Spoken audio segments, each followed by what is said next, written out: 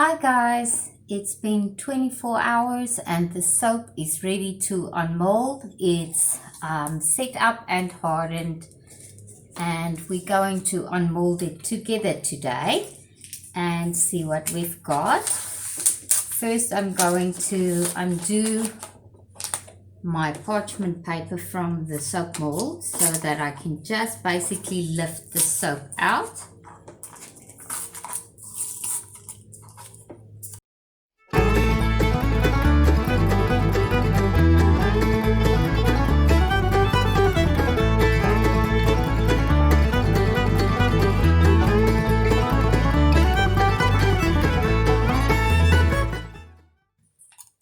Okay, let's see. And it comes out just like that. As you can see, the soap is now out of the soap mold, so I can set this aside. And now we're going to unwrap the soap carefully and slowly out of the parchment paper. It shouldn't stick at all. And there's a block of soap.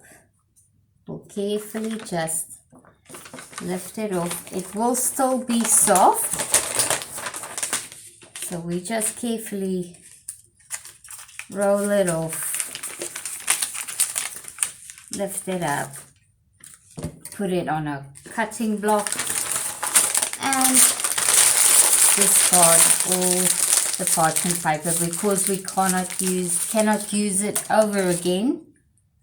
It's used up now. And here we have our block of soap ready for cutting. Now the soap will be soft and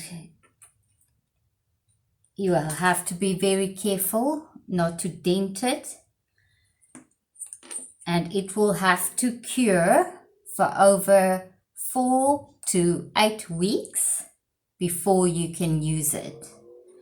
The longer you cure your soap, the more gentle it is on your skin. So I cure mine for 8 weeks, sometimes even more. If you're making a pure olive oil soap, it's recommended to cure it for at least 6 months. That is why you make soap regularly, so that you can have a continuous supply, because it does take a long time to cure the soap. So for this soap, I'm going to cut it into chunks, and I've got markings on my cutting mat that's 2 inches wide. So I'm just going to make a mark at the 2-inch mark. And like I say, the soap is very soft, so do go slowly.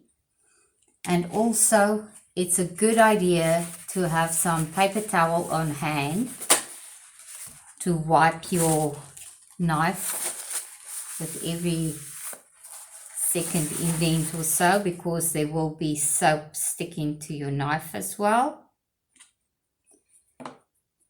Now with the utensils I use for soap making and for cutting, I only use for soap making. I do not use it for food. So I have a separate set of utensils and equipment that I keep just for soap making. I buy these second-hand from the op shop or from the dollar store to use, so that it doesn't cost a lot of money, or I use old ones that I was planning on replacing anyway. So I will not use my kitchen utensils or anything for soap making. Only the ones that I set aside, and I keep it in a separate cupboard so that it doesn't get confused with our normal food utensils, because soap do have a lot of oils and things and you don't want in your food, and residues. So now I'm just making little indents where I'm going to be cutting the soap. I'm not the greatest at cutting soap. I can never get it straight, but it's okay because it's for my own use, and these aren't for selling or giving us gifts. They don't have to be really pretty, because it's just for us, for my family, home use. Okay, so now we've got the indents. You can use a knife like this for soap cutting, or what I also like to use sometimes is a cheese slicer. This cheese slicer is very old. I don't use it for cheese at all.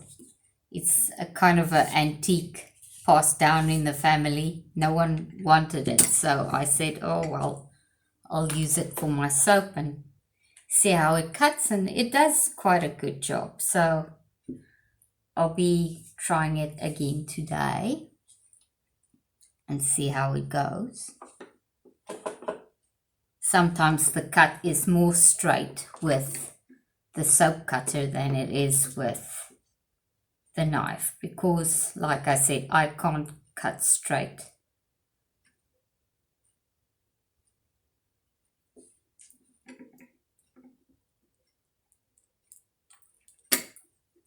So with the cheese slicer, you can see it's nice straight cuts, and there you have a nice chunky block of soap. Now after I cut the soap, I put them on inside a mesh basket, and I place them in a dry area, warm area, and leave it there to cure for 4 to 8 weeks, mostly 8 weeks or more, until the soap is ready to use.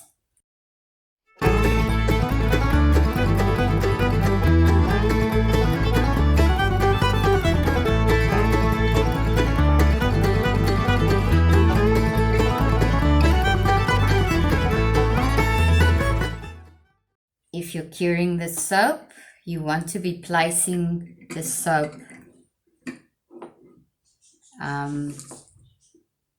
like I said, in a dry area or warm area where it won't be disturbed.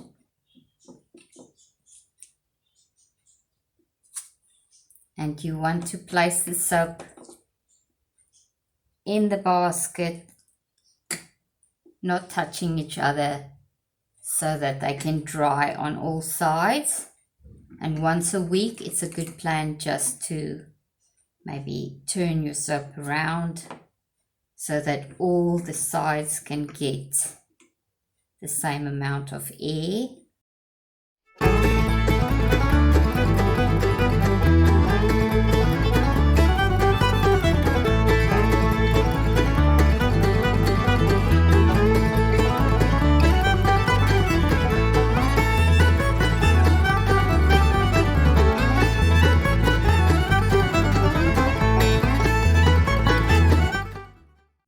So these are the baskets that I got from the dollar store.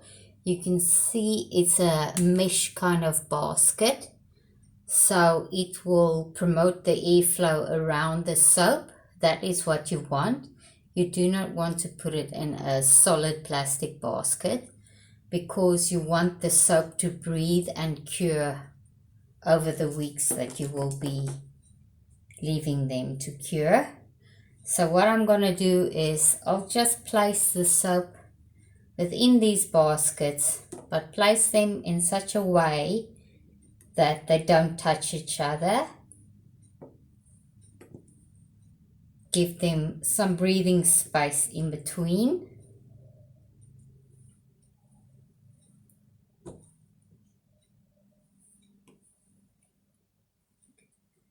and this will help them cure very well. And like I said, the longer you leave your soap before you use it, the more mild it will be and gentle on your skin. So these are our soap bars, and they will be ready to use, well, in about 8 weeks time. Quite nice and chunky,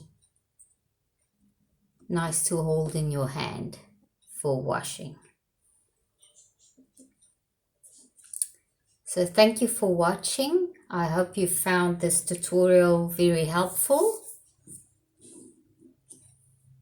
and I will see you in the next video. Bye guys.